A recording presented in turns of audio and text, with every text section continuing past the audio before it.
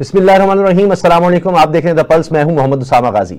Israel ने Iran पर हमला कर दिया। चंद दिन से यह बात सबको नजर आ रही थी कि यह हमला होने वाला है। अमेरिकी मीडिया भी इसको हाईलाइट कर रहा था।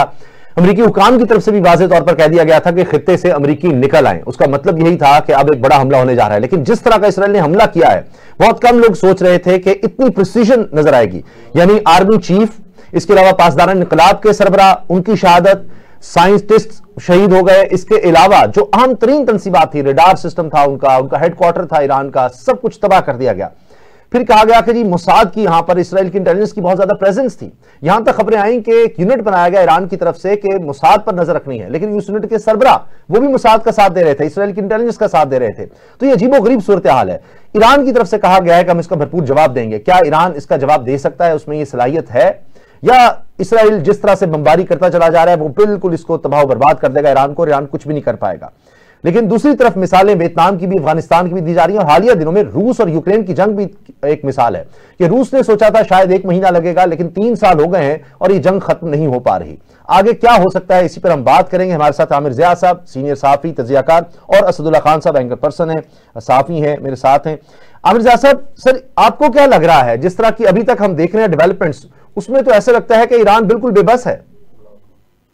देखिए, एक तो हमारे यहाँ जो मुआवजा करते हैं ना कि यूक्रेन से आप मुआवजा कर रहे हैं, यूक्रेन और रूस का, हमें समझना चाहिए कि यूक्रेन के पीछे पूरी मगरबी ताकतें मौजूद हैं। और यूक्रेन को अमेरिका एक जमाने में बहुत ज्यादा मुसल्ला कर रहा था। अब तो ट्रम्प के जमाने में तब्दीली आई है थोड़ी सी, वरना उनके बैकिंग पे यूरोप है। और तना अगर यूक्रेन होता तो रूस के मुकाबले पे ना खड़ा रह पाता। यहाँ पे जो है सूरत हाल ये है कि ईरान जो है सिफारतकारी के महाज पे मैं समझता हूँ कि बिल्कुल तना है। और कोई भी अगर कोई समझे कि जिसके साथ आके खड़ा होगा, हो सकता है कि हमदर्दी में कोई एक कंडेमनेशन का कोई बयान आ जाए, हमदर्दी में कोई बात हो जाए, लेकिन फाल तरीके से कोई भी जो है ईरान के साथ नहीं खड़ा होगा। तो फिर जाहिर है कि आप बिल्कुल ये जिसका आपने फरमाया कि बड़ा प्रिसाइज उन्होंने हमला किया।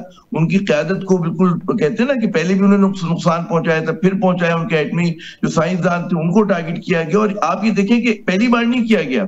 इजराइल तवातुर से जो है उनके साइंटिस्ट को निशाना बनाता रहा है वक्तन फवक्तन, और इसकी बहुत लंबी तारीख है। उसी तरह उनकी क़यादत को वो कर रहे हैं। तो ईरान बेशक इस वक्त वो कहे कि जी हम रिटेलिएट करेंगे और हम जाके जनाब बदला लेंगे, लेकिन उनकी कैपेसिटी का मसला है। फिर हमें यह समझना चाहिए कि अक्टूबर और अप्रैल में जब इस तरह की चीजें हुई थी, तो ईरान ने जब कोशिश की थी लॉन्च करने की अटैक, तो बहुत सारे जो उनके ड्रोन्स और उनके मिसाइल थे हमारे ब्रादर इस्लामी मुल्कों ने आइडेंटिफाई किए, तो उनको गिरा दिया था। तो और अब भी अगर कोई ईरान माउंट करेगा अटैक, तो वो ये समझे कि उनको हिमायत हासिल होगी। आप याद करें जॉर्डन, मिस्र और इस तरह के जो हमारे अरब भाई हैं हमारे, उन्होंने मतलब है कि इजाजत नहीं दी थी कि उनकी फजाई हदूद को इस्तेमाल करके ईरान जो है इजराइल को टारगेट करे। तो ये हमारी तल्ख हकीकतें हैं। और हमारी एक अवामी सतह पे मुस्लिम उम्मा की बात होती है और ब्रदरहुड की बात होती है, लेकिन हकीकत की दुनिया कुछ और है और एक ख्वाब की दुनिया कुछ और है। तो ख्वाबों में हम लोग नसीब हिजाजी के नॉवेल में हम कहते रहे कि इस्लामी दुनिया एक है, लेकिन हकीकतन नहीं है, और उसमें बहुत ज्यादा तजादात हैं। तो आप इसको मतलब है बदकिस्मती कह सकते हैं कि ईरान जो है, मैं नहीं समझता कि बहुत ज्यादा रिटेलिएट कर सकेगा।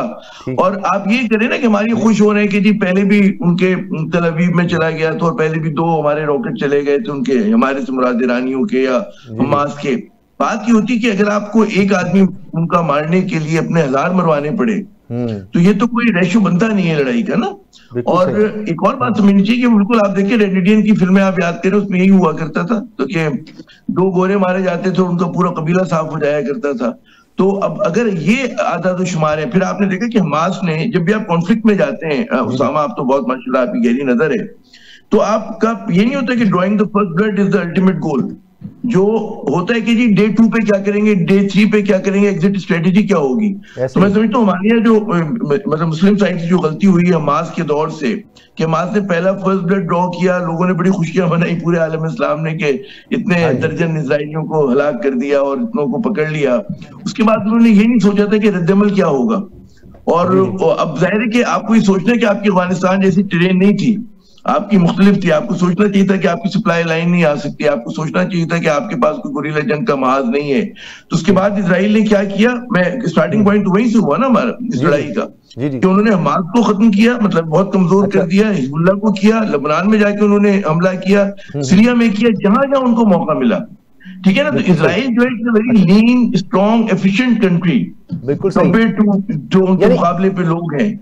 तो जाहिर है कि आपको जब तक उसी तरह आप तालीम में आगे नहीं होंगे, इनोवेशन में आगे नहीं होंगे, आप अपनी तैयारी उस तरह से नहीं करेंगे, और जज्बात पे तो लड़ाई नहीं लड़ी जाती। बिल्कुल सही, वो दौर गुजर गया कि आप कहेंगे जी बहादुर होंगे और हम पहलवान होंगे तो हम गर्दन मरोड़ देंगे जाके। अब तो टेक्नोलॉजी की लड़ाई है, और कोई हम कोई चश्मा लगाया हुआ, मोटा सा चश्मा लगाया हुआ कोई लड़का कहीं बैठा होगा और उसके लिए मैदान जंग बिल्कुल शीशे की तरह साफ है, नजर आ रहा है सेटेलाइट से ना। तो बिल्कुल खेल के ढंग बदल गए हैं, और मगरिब को सिर्फ ये करना है या दुश्मनों को वो डिस्टेबलाइज करके रखे जो ममालिक उसके सामने आ रहे हैं। तो मुस्लिम ममालिक में मैं समझता हूँ कोई भी आप देखिएगा सिर्फ कंडेमनेशन होगी, ओआईसी कुछ नहीं कर पाएगा। कोई मुस्लिम ममालिक में इतनी बड़ी ताकत नहीं है कि जो इनसे आपकी बात इसलिए भी दुरुस्त नजर आती है कि हम कश्मीर का मसला देख रहे हैं, हम फलस्तीन का जिस तरह देख रहे हैं, 70-80 हजार वहां पर मेजोरिटी खवातीन और बच्चे शहीद हो गए हैं, कुछ भी नहीं मुस्लिम उम्मा कर पाई, 58 ममालिक कुछ नहीं कर सके। अब तो इनमें मेजोरिटी तो ऐसे भी लगेंगे जो शायद ईरान की दूसरी तरफ खड़े हमें नजर आएंगे। लेकिन असदुल्लाह, जो आमिर जाद साहब ने बात की बिल्कुल दुरुस्त है, रूस यूक्रेन की मिसाल में भी और अफगानिस्तान वियतनाम की भी अगर हम देखें तो वहां पर ऑन ग्राउंड जाना पड़ा था अमेरिकन फोर्सेस को। यहां इसराइल ऑन ग्राउंड आ ही नहीं रहा, ना उनका कोई प्लान है। लेकिन जो समुद्री रास्ता है, कहा जा रहा है कि ईरान के पास शायद कुछ ये एक ऑप्शन है कि वहां पर जो तिजारत के लिए जहाज गुजरने हैं इसराइल के या उसके इत्तेहादियों के, उनको भी डिस्टर्ब कर सकता है, या फिर वो उसके पास हल कि वो प्रॉक्सी वॉर की तरफ चला जाए। देखिए उसामा, या तो आप ताकतवर होते हैं या फिर आपकी कम से कम आपके इत्तेहादी ताकतवर होते हैं। अभी आपने हाल ही में देखा कि पाकिस्तान और भारत की लड़ाई हुई, अगरचे पाकिस्तान के पास अपनी एक बहुत प्रोफेशनल फोर्स है और बड़ी प्रोफेशनल एयरफोर्स है, लेकिन बहरहाल पाकिस्तान का जो इत्तेहादी था चाइना, वो असल थ्रेट वो था इंडिया के लिए, और वो पहले से इसको फोर्सी कर रहे थे और वो समझते थे कि हमारा मुकाबला चाइना के साथ होगा। और फिर हमने देखा कि खुद पाकिस्तान की प्रोफेशनल एयरफोर्स ने और एक ताकतवर इत्तेहादी ने मिलकर जो इंडिया की एयरफोर्स है उसको पिछाड़ लिया। अब यहाँ पर पिछले एक साल में आप देखिए कि हुआ क्या है। एक साल में यानी ईरान पर बाकायदा तौर पर हमला करने से पहले या उसकी एंटी तंसीबात पर हमला करने से पहले जहां जहां पर खत्ते में ईरान की प्रेजेंस मौजूद थी, वहां से उसने इजराइल ने पहले ईरान की प्रेजेंस को खत्म किया है, जो उसका एक्सेस ऑफ रेजिस्टेंस था उसको ब्रेक किया है। आप देखिए कि लेबनान में उसकी प्रेजेंस थी, उसको खत्म किया है। सीरिया में उसकी बहुत बड़ी प्रेजेंस थी, उसको खत्म किया है। और सीरिया में तो जिस तरह से बशार अल-असद का फॉल हुआ और वो हमने देखा कि वहां असल धक्का वहां पर लगा ईरान को, तो ईरान की प्रेजेंस खत्ते से पहले खत्म की गई, उसका एक्सेस ऑफ रेजिस्टेंस ब्रेक किया गया और उसको तनहा कर दिया गया। कोई बड़ा इत्तेहादी ईरान के साथ नहीं बचा। तो ईरान की, और फिर कुछ अर्सा पहले अक्टूबर में जब ईरान की दिफाई तंसीबात पर हमला किया गया था, उसका जो एयर डिफेंस सिस्टम है उसको तोड़ा गया था, उसको तबाह किया गया था, तो ईरान दोबारा से उसको अभी तक खड़ा भी नहीं कर पाया था।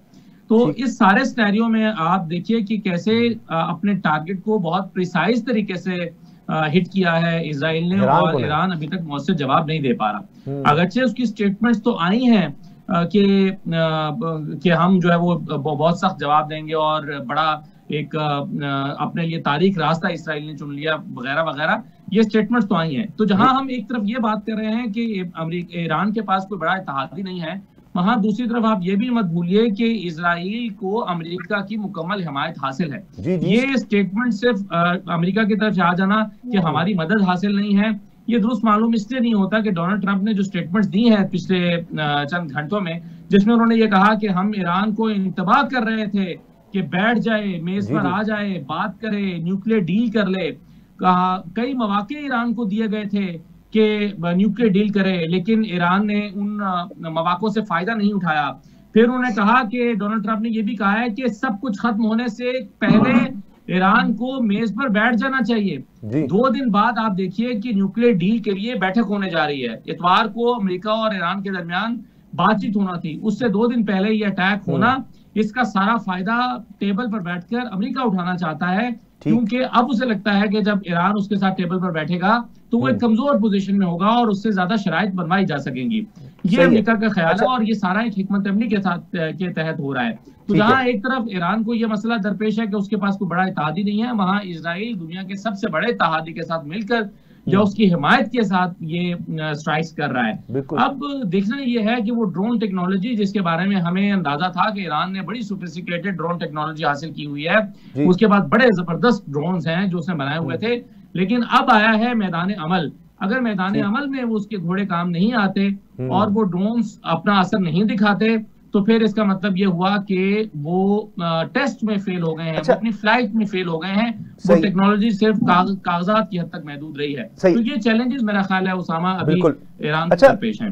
अब अगर ईरान बिल्कुल ऐसे लगता है कि आप देखें कि उसकी सलाहियत बिल्कुल खत्म हो जाती है अपने दिफाई की, जो अभी तक नजर आ रहा है, तो लोग खदशा जाहिर कर रहे हैं कि पता नहीं आगे उसके बाद किसकी बारी हो सकती है। एक ये सवाल है, पाकिस्तान के लिए कितना बड़ा चैलेंज है क्योंकि हमसाया मुल्क है, ये भी एक सवाल है। और फिर एक मैं देख रहा था सोशल मीडिया पे लोग ये कह रहे थे कि कितनी बड़ी बात है कि इसी तरह के दुश्मन हमारे भी थे और उस दौरान हमने न्यूक्लियर टेक्नोलॉजी हासिल कर ली, ईरान को उसके करीब भी नहीं जाने दिया जा रहा। ये तमाम पहलू हैं जिन पर हमने बात करनी है, लेकिन मुझे चूंकि ब्रेक का कहा जा रहा है, एक मुख्तसर सी ब्रेक, उसके बाद मिलते हैं। अमरीज़ा साहब, जो आपने बातें कही बिल्कुल हकीकत और हमें नजर आ रही है, लेकिन ईरान अब कर क्या सकता है? क्या उसके पास कोई और रास्ता नहीं है सिवाय इसके कि वो मेज पर आए, जो अमेरिका उसको ऑफर कर रहा है कि अभी भी आ जाओ और अपना सारा प्रोग्राम, जो एटॉमिक प्रोग्राम है उनका, वो बिल्कुल उसको खत्म कर दे, वापस ले जाए? तो उसके बाद उनकी अवाम क्या कहेगी कि अच्छा ठीक है, हमारे पास कोई रास्ता नहीं था? या आपको लगता है कि अभी कुछ देर ये जंग जारी रहेगी? बड़ा कहते हैं ना, प्राउड नेशन है, उनकी एक पूरी तारीख है, माजी के ऊपर पार है, और वो जाहिर है कि इतनी आसानी से ये समझते हैं कि पहले राउंड में उनकी अगर पिटाई हो जाती है। देखिए जंग में क्या होता है कि जो ज्यादा पेन बर्दाश्त कर सकता है, अभी ईरानी क़यादत और उनकी लोगों पर है कि वो कितना तकलीफ बर्दाश्त कर सकते हैं। मैं भी किसी को कह रहा था कि देखिए जंग लड़ने का कोई तहजीब याफ्ता और रहमदिलाना तरीका नहीं होता। जंग जो होती है बर्बरियत का काम है। जितना ज्यादा बर्बरियत से लड़ेंगे और जितना दुश्मन को नुकसान पहुंचा सकेंगे वो कामयाब होगा, और जितनी उसकी बर्बरियत को सह सकते हैं। तो ये ईरानियन डायरेक्ट उसकी क़यादत पर डिपेंड करता है। हम तो एक काइनेटिक उसमें देख रहे हैं ना, पैराडाइम के अंदर की चीजें इस तरह होंगी। हमें नहीं पता कि नॉन काइनेटिक पे अगर वो तय कर ले कोई कौम लड़ने का और सोच ले कि जनाब मतलब है जीना है मरना है और हम लड़ेंगे, तो फिर आप कुछ भी नहीं कर सकते। फिर दायरे के वो जंग प्रोलॉन्ग करती है, उसमें बहुत ज्यादा नॉन काइनेटिक आपके तरीके होते हैं लड़ने के। बेशक जैसे असद कह रहे थे कि इजराइल ने पहले उनकी प्रॉक्सीज को खत्म कर दिया, लेकिन नए प्रॉक्सीज बनाए जा सकते हैं। जो मुसलमानों के अंदर एक डिससेटिस्फेक्शन है उसको इस्तेमाल किया जा सकता है, और वो सिर्फ कहते हैं ना कि मिडल ईस्ट में ही नहीं, दुनिया के किसी भी खत्ते में किया जा सकता है। तो वो एक और तशवीश की बात है कि उसकी वजह से क्या जो है दहशतगर्दी बढ़ेगी, जिसको हम मगरिब दहशतगर्दी कहते हैं, और हमारे भी लोग कहते हैं कि दहशतगर्दी नॉन स्टेट एक्टर्स जो है वो मैदान में आ जाते हैं। तो जो इम्कानात है बहुत ज्यादा हैं, और उसके अंदर जो है क्या वो दहशतगर्दी इस तरह का कोई गेम चेंजर हो सकती है कि दुश्मन को पिछाड़ दे। मगर हमने देखा कि जैसे अलकायदा ने किया, उन्होंने शॉक एंड ऑ तो बहुत पहुंचाया, लेकिन इवेंचुअली हार गए, क्योंकि जब नॉन स्टेट एक्टर्स उसके सामने आते हैं, स्टेट के सामने आते हैं। मासवाए अफगानिस्तान का एक्सपीरियंस हमारे लिए इसलिए मुख्तलिफ रहा कि वो एक इंडिजिनस मूवमेंट थी अफगानिस्तान के अंदर, और वहां का ट्रेन जो था बड़ा मुख्तलिफ था, और अफगान तालिबान की भी पुष्टबानी करने को कुछ कुव्वतें मौजूद थी कि जिन्होंने अमरीकी दबाव के बावजूद उनको जो है मतलब सपोर्ट किया। तो ईरान के साथ आई वुड से कि हैंडीकैप बहुत ज्यादा है, लेकिन मैं ये कहूँ कि जी कुछ भी नहीं कर सकते, इम्कानात हर चीज के होते हैं। लेकिन अभी जो हम बैठ के एनालाइज करते हैं तो उसमें लगता है कि ईरानियन जो है बहुत बुरी तरह फंसे हुए हैं। उनके पास ऑप्शंस कम है काइनेटिक मैदान के अंदर, मतलब कन्वेंशनल लड़ाई के अंदर, और क्योंकि तनहा है, मतलब है मिडल ईस्ट में वो तनहा है, दुनियावी तौर पे तनहा है, दुनिया की सब सारी बड़ी ताकतें उसके खिलाफ हैं। उसकी बड़ी वजह उनकी जो क्योंकि मजहबी हुकूमत है, तो जो हमारे सेकुलर लोग हैं वो पसंद नहीं करते। फिर उसी तरह जो उनके खिलाफ जो एक वो है कि दूसरा जो अंसर होता है कि जो उसको रद्द, उनके नुक्ता नजर को रद्द करता है, वो उनकी पसंद नहीं करते। एक बड़ा अहम पहलू जो लोग सवाल उठा रहे हैं, नौजवानों के जहनों में भी आता है कि हमें अपनी रियासत को इस पर सराहना होगा कि यही खतरात हमारे लिए भी थे एक वक्त में, कि पूरी दुनिया में कोई नहीं चाहता था कि पाकिस्तान एक न्यूक्लियर स्टेट बने, वाहिद इस्लामी रियासत ऐसी है उसके पास न्यूक्लियर पावर हो, और भारत वो कर चुका था। तो हमने डिप्लोमेटिकली भी जिस तरह भी किया, उस वक्त रूस का मसला भी एक चल रहा था, कोल्ड वॉर चल रही थी, उसमें भारत से एक मैन्यूवरिंग का एक हमारे पास एक एलिमेंट था। लेकिन जो भी हो, ये एक पाकिस्तान ने एक तरह से एक मिरेकल करके दिखाया। जो लोग आज पूछ रहे हैं कैसे हासिल कर ली हमने। बिल्कुल दुरुस्त कह रहे हैं। देखिए यकीनन पाकिस्तान का जो स्ट्रेटेजी थी, एक तो देखिए ना कि हमारे यहाँ मजहब से फ्लर्ट किया गया, लेकिन हमारे यहाँ कोई मजहबी हुकूमत नहीं आई। हम लोग ज़ौलक साहब से लेके हर आदमी ने मजहब को इस्तेमाल किया अपने पॉलिटिक्स के लिए, लेकिन कोई ऐसी चीज नहीं आई। और मगरिब को भी पता था कि ये उस कार्ड को इस्तेमाल कर रहे हैं। तो एक तो ये हम लोगों ने किया। फिर हमारा जो भी न्यूक्लियर प्रोग्राम था वो मगरिब के खिलाफ नहीं था। अब भी हमें बार बार वजाहत करनी चाहिए कि हमारा बड़ा भारत स्पेसिफिक है और अपने दिफा के लिए है। हमारा कोई इस्लामिक बम नहीं है जिसको बाद लोग आपने बहुत अच्छा कहा, बल्कि हमारा किसी के खिलाफ नहीं है, सिर्फ अपने दिफा में है। बहुत अपने दिफा के लिए ना, वो भी भारत के लिए हमारा कोई। फिर एक और जो हमारी बड़ी लोग नादानी करते हो ना, फिर देखिएगा भी जंग की वजह से करेंगे क्या, भारत को, इजराइल को, अमेरिका को एक कतार में खड़ा कर देंगे। हमें कतार में खड़ा करने की जरूरत नहीं, हमारा एक ही दुश्मन है, वो भारत है भाई। हम अपनी निमट लें, हमारी जो दुश्मनी है वो निमट लें। आप अगर हमारे यहाँ जिस बात में आके ना, मुझे याद है कि लश्कर तैयबा के पोस्टर आया करते थे 2001 में, 2000 में ना, उसमें तीनों के झंडे लगाए हुए होते। तो मैंने पूछा भी, मैंने कहा आप उनका तो कुछ नहीं कर सकते, हमारा तो दुश्मन सिर्फ भारत है, आप उस पर कॉन्सेंट्रेट करें। आप कहाँ जा रहे हैं अमेरिका लड़ने के लिए, और आप कहाँ जा रहे हैं, मतलब अपनी ताकत के हिसाब से आपको लड़ाई लड़नी चाहिए ना। तो ये मुझे याद है, मैंने हाफिज सईद साहब से ये उसमें बात की थी, और उनके और तो बात ये होती कि आपको जोड़ने की जरूरत नहीं, दुश्मनों को एक जगह पे खड़ा कर दें कि जी इजराइल इंडिया नेक्सस है, और इजराइल जो है हमारा भाई, हमारा इजराइल से ठीक है, हम असूली तौर पे सलाफ करते हैं, फलस्तीनियों की हमदर्दी करते हैं, लेकिन हमारा कोई मजीद लेना देना नहीं है। इस्लामी मुल्क उनके साथ नहीं खड़े हो रहे, तो हम कहाँ से, हम गरीब से, हमारा मुल्क इतनी दूर पड़ा हुआ है, हम कश्मीरियों का मुकदमा लड़ लें, अपना मुकदमा लड़ने बड़ी बात है। तो हमें नसीम इजादी के नॉवल से बाहर निकल के सोचना होगा, हकीकत की दुनिया में आना होगा, के लिए सोचना होगा। पाकिस्तान बड़ी तल्ख होती है जी। ये है असदुल्ला, एक तो सऊदी अरब की तरफ से जिस तरह कंडेम किया गया है और जो अल्फाज इस्तेमाल किए गए, लोगों का ख्याल था शायद इस तरह के अल्फाज नहीं होंगे ईरान के हक में और इसराइल के खिलाफ। पाकिस्तान की तरफ से मजम्मत हो गई, लेकिन जाहिर है कि जितने भी लोग मजम्मत करें उससे ज्यादा शायद आगे नहीं जाएंगे, कोई उसकी सपोर्ट उस तरह नहीं करेंगे जिस तरह हमें इसराइल की सपोर्ट में नजर आ रहा है अमेरिका या दीगर इत्तेहादी ममालिक। लेकिन ईरान का अगर हम देखें रिस्पॉन्स, प्रॉक्सी का या समंदर है उनके पास, कुछ ना कुछ तो वो करेंगे। ये तो हो नहीं सकता कि वो बिल्कुल ही अब कहेंगे अच्छा हम बैठे हुए हैं और हमें मारते जाएंगे और हम बेबस हैं, कुछ नहीं कर सकते। अगरचे मैंने जिस तरह अफगानिस्तान की मिसाल दी है, वियतनाम की, वहां उन ग्राउंड फोर्सेज आई थी, तो ग्राउंड फोर्सेज तो सवाल ही पैदा नहीं होता उतारेंगे। लेकिन अगर वही बात आमिर ज़ाद साहब ने कही, अगर उनमें विल रही एक कि जी हमने लड़ना है, तो ये तो नहीं हो सकता कि अब सारे ही फौजियों को खत्म कर देंगे, सारी तनसीबात को खत्म कर देंगे, उनकी सलाहियत खत्म हो जाएगी। तो कोई भी मुझे नहीं पता, लेकिन मैं वैसे बता रहा हूं कि हमने देखा है कि बड़े बड़े जहाजों को जाकर एक छोटी सी कश्ती टकराती है और उससे बड़ा मसला क्रिएट हो जाता है। जो आपने ड्रोन्स की बात की, बहुत जबरदस्त बात थी। तो ये एक चांस है कि हमें नहीं पता, कि प्रेडिक्शन करना मुश्किल है कि जंग कितनी लंबी हो जाए, कितनी तवील हो जाए, और छोटे छोटे जख्मी बेशक ईरान पहुंचाता रहे, लेकिन उसके बाद ये तो होगा कि ये एक मसला खड़ा हो जाएगा। देखिए उसामा, हर जंग के अहदाफ होते हैं, हर जरूरी नहीं है कि हर जगह पर ग्राउंड फोर्सेस उतारनी होती हैं। अभी आप देखिए जैसे इंडिया पाकिस्तान के दरमियान एक कॉन्फ्लिक्ट हुआ, तो उसके एक मखसूस अहदाफ थे। भारत ने जो कुछ किया, भारत का मकसद पाकिस्तान के किसी इलाके पर कब्जा करना था ही नहीं, ग्राउंड फोर्सेस उतारने की जरूरत नहीं थी। ये लड़ाई कश्मीर पर नहीं हो रही थी, इस लड़ाई का मौजू मुख्तलिफ था। इसी तरह से यहाँ पर भी आप अगर देखिए, तो अगर आज के जमाने में वो अपनी टेक्नोलॉजी का इस्तेमाल करते हुए एक बहुत बड़ी बिल्डिंग के एक मखसूस कमरे में बैठे हुए एक शख्स को निशाना कामयाबी से बना सकते हैं और उसे हिट कर सकते हैं, तो उन्हें शायद कोई दूसरा तरीका इस्तेमाल में लाने की जरूरत ही नहीं है। और देखिए आमिर साहब ने सही कहा है कि जंग के कोई उसूल और ज़ाब्ते तो होते नहीं है।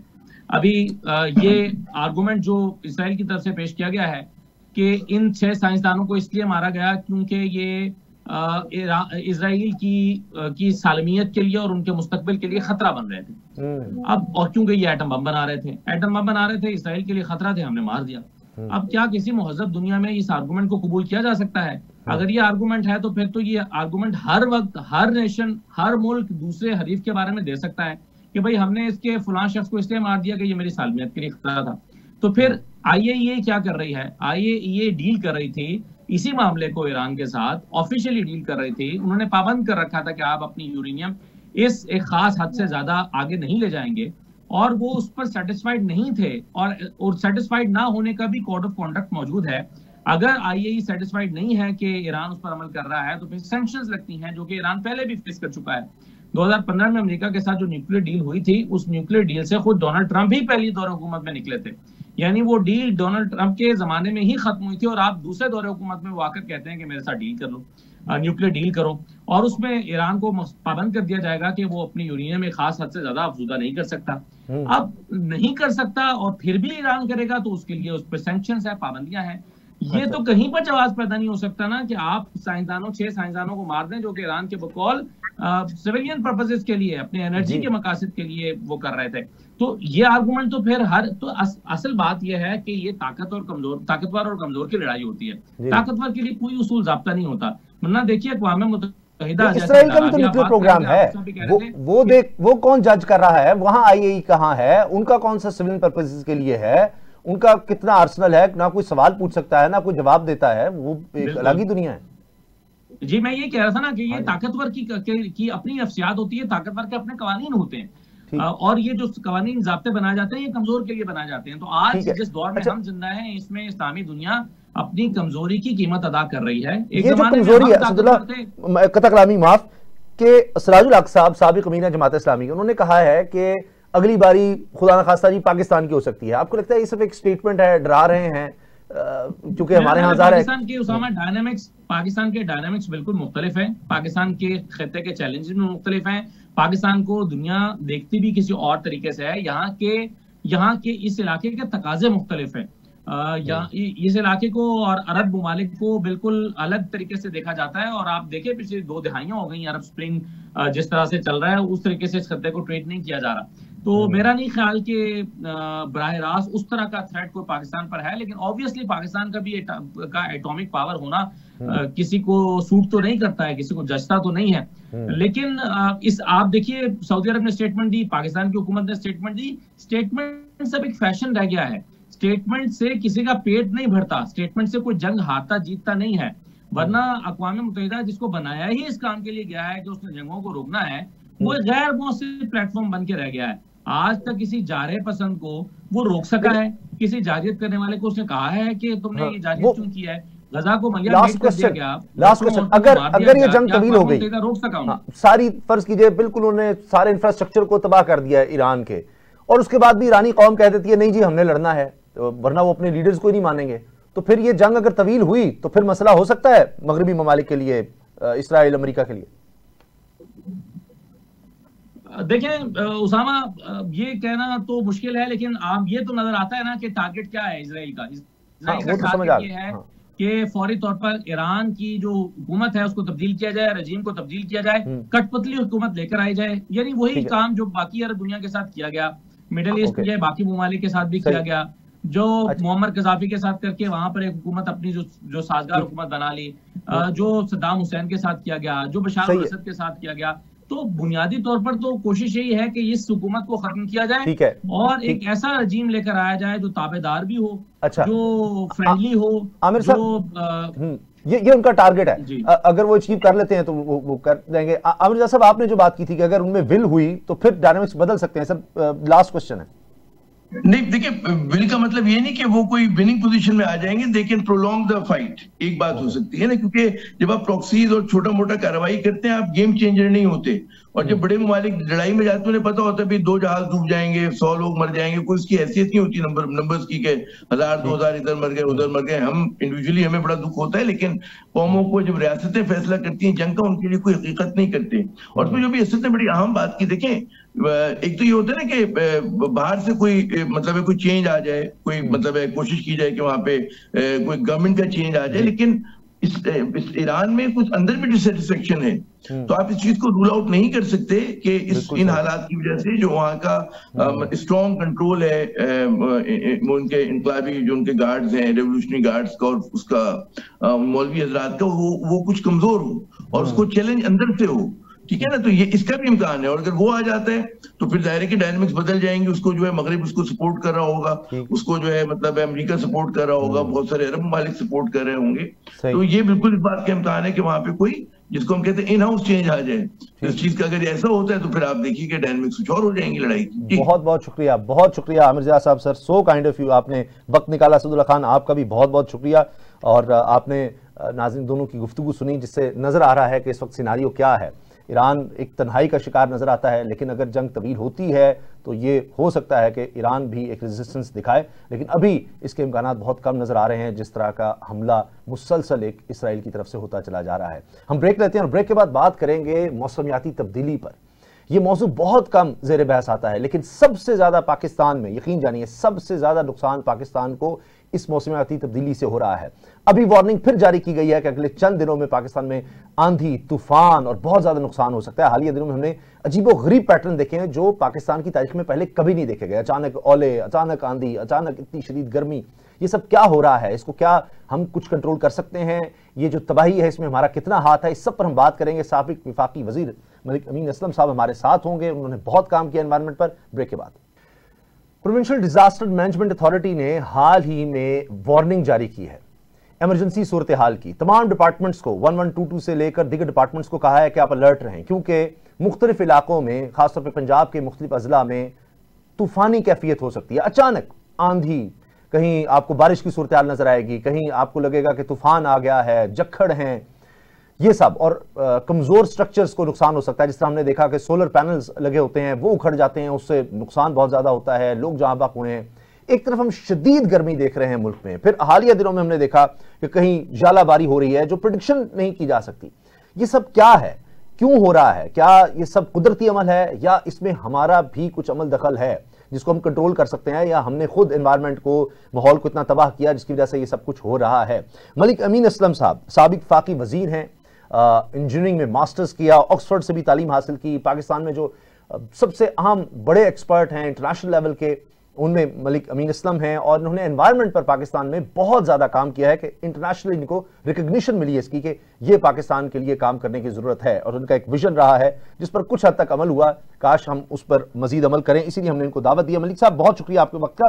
सर सबसे पहले ये बताएं, हम इस पर बात बहुत कम करते हैं, दुनिया में इस पर बहुत बात होती है, हमारे यहाँ अगरचे हमें पता है कि मईशत को सबसे ज्यादा नुकसान इस वक्त स्टैटिस्टिकली भी मैं अर्ज कर रहा हूं कि इस माहौलियाती तब्दीली से हो रहा है, लेकिन हम इस पर बात ही बहुत कम करते हैं। ये जो हालिया अब हमें एक मसला आया हुआ है कि वार्निंग जारी हो जाती है, कभी भी कुछ हो सकता है, तूफान, आंधी, जालाबारी, इसको हम क्या कंट्रोल कर सकते हैं?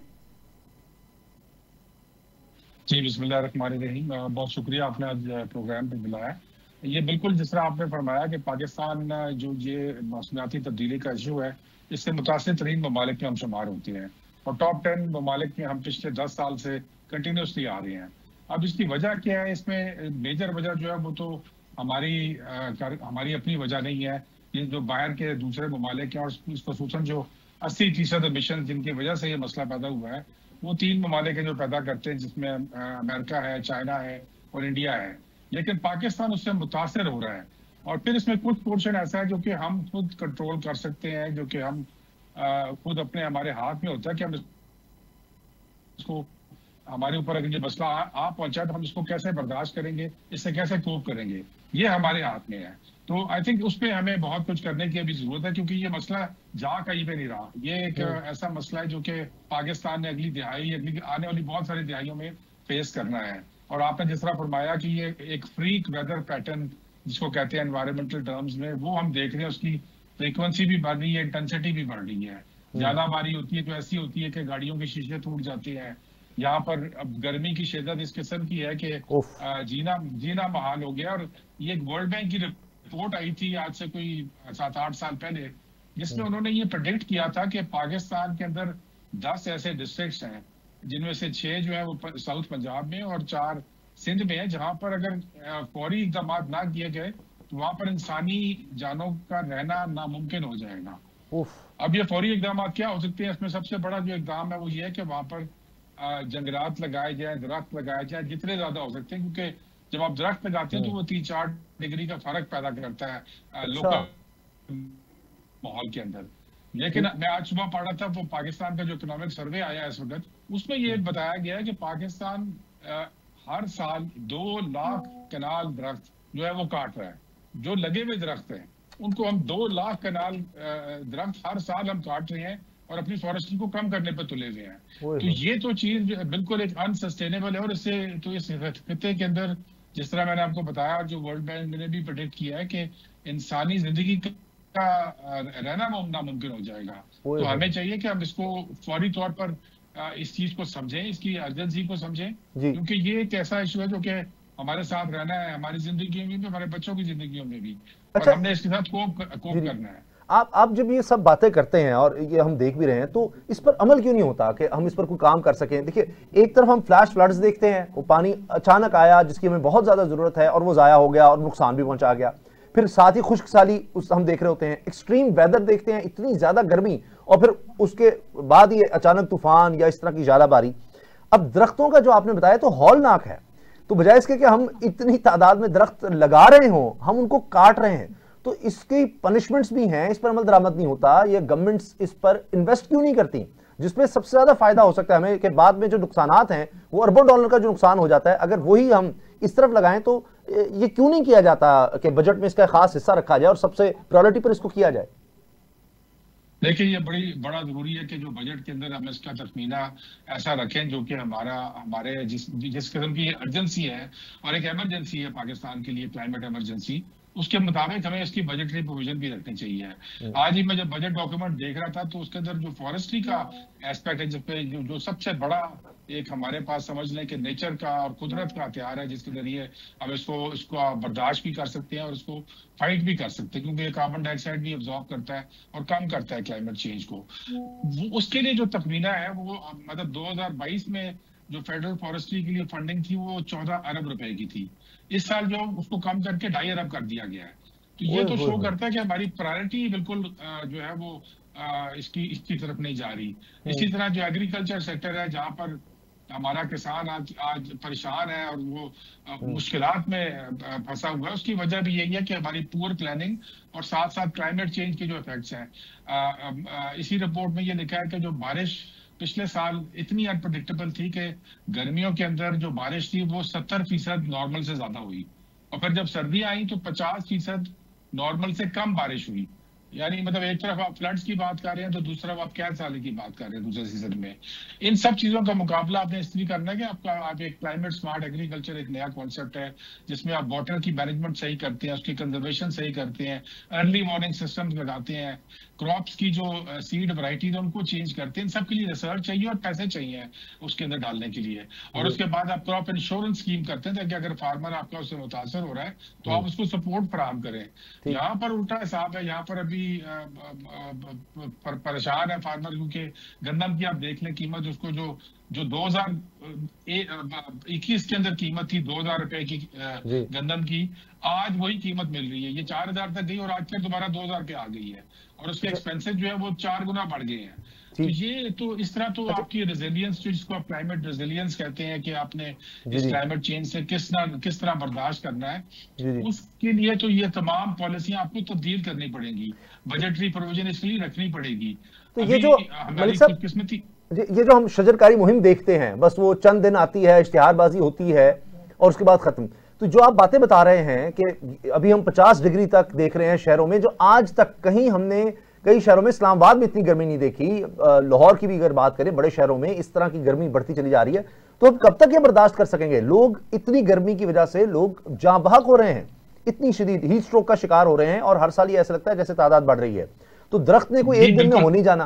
तो एक तो इस पर तवज्जो, दूसरा ये कि खुराक का बहरान भी इससे पैदा हो सकता है। जो आप बातें करें उससे मुझे लगता है कि पाकिस्तान में ये एक तो किसान का जो बुरा हाल है, उसके साथ साथ क्लाइमेट चेंज से तो खुदा ना खास्ता हमारे यहाँ ये कैद साली की सूरत हाल हो सकती है।